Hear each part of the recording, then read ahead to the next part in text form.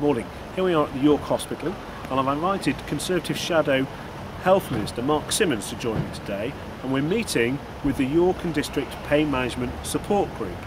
We're going to discuss with them the problems that they're facing regarding the Primary Care Trust decision to cut back pain injections. This is a really important issue. We had a public meeting about 2 or 3 weeks ago at the New Year's Folk Hall, which was attended by over 150 people, all absolutely up in arms about this decision to cut the back pain injections, which is having a real impact on their quality of life.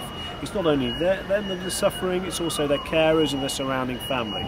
So I'm bringing Mark here to discuss this issue with them, to try and find out how we can turn back the clock, we can get the PCT back on side, and we can really make a difference and get these back pain injections back on the agenda again. So let's hear what they've got to say and what Mark Simmonds, our Conservative Shadow Health Minister, is going to do about it. My name is Mark Simmonds, I'm the Shadow Health Minister. I'm visiting the hospital in York today, where I've been meeting a group of patients who are suffering from back pain and whom the Primary Care Trust has stopped providing the necessary service in relation to injections. And I'm very sympathetic to the group of patients that I've met.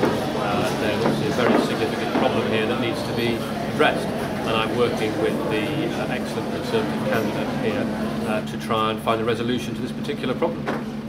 Certainly in the immediate future, we need to collectively try and put pressure on the Primary Care Trust to change their decision to allow the patients to continue to receive the treatment that they've historically received.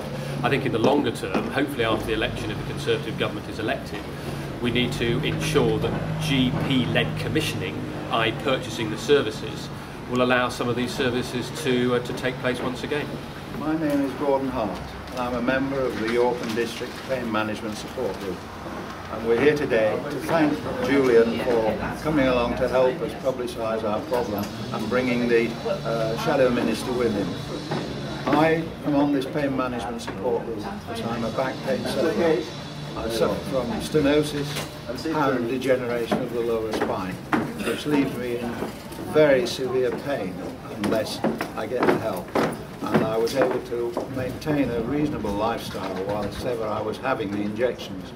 But now that there's no injections, I'm having to take increasing quantities of pain-killing tablets, and that is making life not very pleasant because the effects of the increased medication is uncomfortable.